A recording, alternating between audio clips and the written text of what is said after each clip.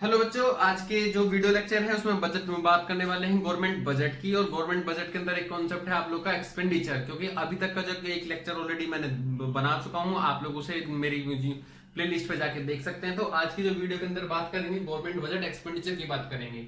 Government budget expenditure होता क्या चीज है भाई? सिंपल सी बात है, कोई भी खर्चा, अगर हम कोई भी प्लान खर्चा कर रहे हैं फ्यूचर के लिए तो उसको बोलते हैं गवर्नमेंट बजट एक्सपेंडिचर। और एक्सपेंडिचर हमारे यहाँ पे दो तरीके से होंगे, एक रिवेन्यू और एक्सपेंडिचर, मतलब कि सॉरी एक्सपेंडिचर लिख दिया मैंने कैपिटल, यानी कि कैपिटल रिवेन्यू मतलब अगर कोई मैंने ऐसा खर्चा किया, रिवेन्यू की बात कर रहा हूं फिलहाल मैं, अगर मैंने कोई ऐसा खर्चा किया जिससे कि मेरा फ्यूचर में ना ही मेरी कोई एसेट्स जन्म लेने वाली है और ना ही कोई मेरी लायबिलिटी घटने वाली है, तो उसको बोलते हैं रिवेन्यू। मतलब जैसे कि आप लोग सुबह से लेके शाम तक खाना खाते हो अपने जीने के लिए, बस इसके अलावा तो और उसका कुछ काम नहीं है। लेकिन अगर आप कोई दिन में कोई चीज खरीदते हो फ्यूचर बेनिफिट के लिए तो उसे बोलते हैं कैपिटल। और अगर आपने सिर्फ अपनी normal day to day transaction को कंप्लीट करने के पर्पज से कोई खर्चा किया है तो रिवेन्यू। जैसे कि गवर्नमेंट जो है हमेशा नॉर्मल खर्चे ऑलवेज करती है गवर्नमेंट सेक्टर में, चाहे अपने सोशल वेलफेयर के लिए, जिससे उसको रिटर्न आने की कोई भी उम्मीद नहीं होती। जैसे कि पेमेंट ऑफ सैलरी, हम टीचरों को सैलरी पेमेंट करते हैं, गवर्नमेंट का कभी भी डायरेक्ट फायदा नहीं, इनडायरेक्ट बेनिफिट हो सकता है, मैं मना नहीं करता, लेकिन कभी कोई भी डायरेक्ट फायदा नहीं है। पेमेंट फॉर पेंशन, जो वृद्धा जो लोग हो जाते हैं उनको जो पेंशन दी जाती है गवर्नमेंट का, उनसे भी कोई बेनिफिट नहीं होता, लेकिन कहीं ना कहीं गवर्नमेंट का खर्चा होता है। और इन्हीं सभी खर्चों से ना ही एसेट्स हमारी इंक्रीज होती है और ना ही हमारी लायबिलिटी डिक्रीज होती है। क्लियर है बच्चों बात? जैसे कि इंटरेस्ट पेमेंट, हमने किसी देश, हमारे देश ने किसी और देश से मान लीजिए बैंक से लोन लिया हुआ है, आरबीआई से या फिर जो उससे, ये जो सबसे बड़ा बैंक होता है वर्ल्ड बैंक से लोन लिया हुआ है, तो उसके बदले जो इंटरेस्ट की पेमेंट होती है उसके पेमेंट करने से ना ही हमारी कोई एसेट्स बढ़ती है और ना ही हमारी कोई लायबिलिटी घटती है, क्योंकि वो तो खर्चा है।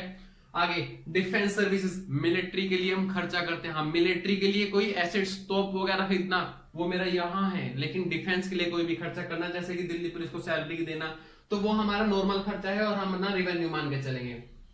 ऐसे ही हेल्थ सर्विसेज होती है, जो हेल्थ सर्विसेज होती है गवर्नमेंट जो है नॉर्मल डे टू डे जो है पेशेंट आए या ना आए उसको पैसे देने देने ही गवर्नमेंट का एक नॉर्मल खर्चा है, दवाइयों के लिए खर्चा करना ही करना है। ग्रांट टू स्टेट, देखो बच्चों ग्रांट का मतलब होता है दूसरों को सहायता प्रदान करना, और सहायता देने का मतलब ये नहीं है कि हम उससे सहायता लेने का भी उद्देश्य रखें। हमने जैसे कि किसी भी राज्य के अंदर कोई भी आपदा आती है तो हमने उसको थोड़ा सा पैसा हमें फ्री में दे दिया, तो वो भी हमारा नॉर्मल खर्चा मान के वो हमारा रेवेन्यू होगा। तो गवर्नमेंट यानी कि ग्रांट टू स्टेट का मतलब है स्टेट्स को सहायता प्रदान करना। और वहीं अगर हम बात करें कैपिटल की, तो कैपिटल खर्चा ऐसा होता है अगर हमारी जेब से पैसा निकला तो उससे दो चीजें होंगी, या तो हमारी एसेट्स का जन्म होगा या मेरी लायबिलिटी कम होगी। अगर मैंने अपनी जेब से पैसा निकाला, उससे अगर कोई एसेट्स खरीदी तो एसेट्स इंक्रीज हो जाएगी, अगर मैंने अपनी जेब से पैसा निकाल के किसी उधारी को पेमेंट कर दी तो मेरी लायबिलिटी घट जाएगी। तो इससे कैपिटल एक्सपेंडिचर का मतलब होता है ये भी होगा और ये भी होगा। आगे इन दोनों में से कोई भी एक चीज तो होगी होगी, जैसे कि मेट्रो का निर्माण करना, फ्लाईओवर्स बनाना, ये वन टाइम एक्सपेंडिचर है, एक बार हो गया तो हो गया और इसका बेनिफिट हमें आने वाले कई सालों तक डायरेक्टली बेनिफिट मिलता रहेगा।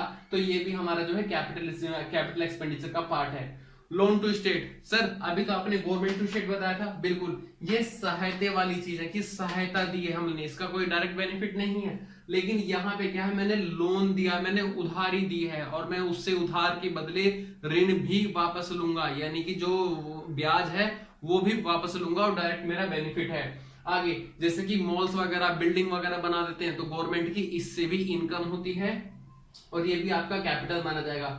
फैक्ट्रीज, होंडास के प्लांट लगाना, जो गवर्नमेंट उसमें हेल्प करती है, वो भी जो गवर्नमेंट की खुद की फैक्ट्रियां होती हैं उनको निर्माण कराना, वो भी हमारा किसका पार्ट माना जाता है? कैपिटल एक्सपेंडिचर का पार्ट माना जाता है। अगर गवर्नमेंट ने कोई भी मशीन, जैसे कि मैंने आपको बताया था डिफेंस के लिए खर्चा करना, डिफेंस को सैलरी देना, वो हमारे लिए क्या कहलाता है? नॉर्मल खर्चा है। लेकिन डिफेंस यानी कि मिलिट्री के लिए बंदूक खरीदना, तोप खरीदना, ये सब चीजें जो है हमारी मशीनरी है और हमारा किसका पार्ट माना जाएगा? ये हमारा कैपिटल रिसिप्ट पेमेंट का उसका एक्सपेंडिचर का पार्ट माना जाएगा। पेमेंट ऑफ लायबिलिटी, भाई मैंने किसी से बहुत दिनों पहले ना उधार लिया था, आज उस उधारी का ना देने का वक्त आ चुका है और मैंने अपनी जेब से पैसा निकाला और मैंने उसको पैसा दे दिया, तो इससे क्या हुआ? मेरी एसेट्स का जन्म नहीं हुआ, लेकिन कहीं ना कहीं मेरी लायबिलिटी की तो रिड्यूस हुई है, तो हमारी लायबिलिटी का रिड्यूस होना भी हमारा गवर्नमेंट बजट एक्सपेंडिचर का ही पार्ट माना जाता है। Thank you.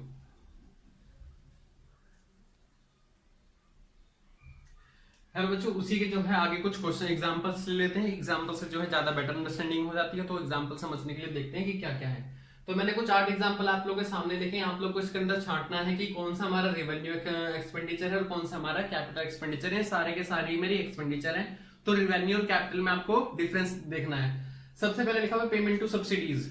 देखो, गवर्नमेंट हमेशा हमको क्या देती है, एलपीजी सिलेंडर्स पे जो है सब्सिडी प्रोवाइड करती है हमारे बैंक खातों में।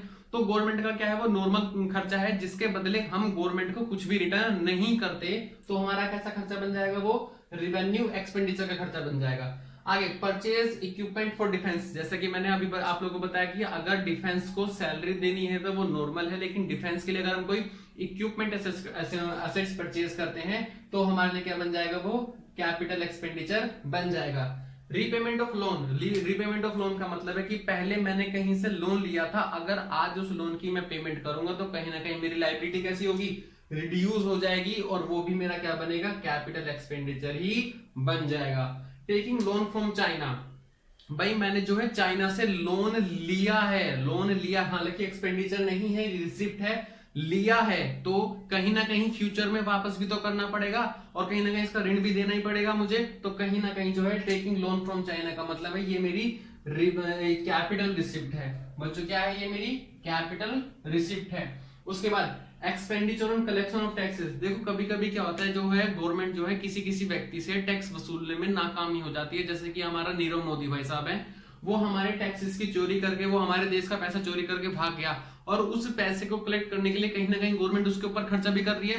तो उस खर्चे का जो नाम दिया जाएगा वो रेवेन्यू है, क्योंकि गवर्नमेंट का उसका कोई भी डायरेक्टली बेनिफिट नहीं होगा, तो वो भी रेवेन्यू हमारा एक्सपेंडिचर माना जाएगा।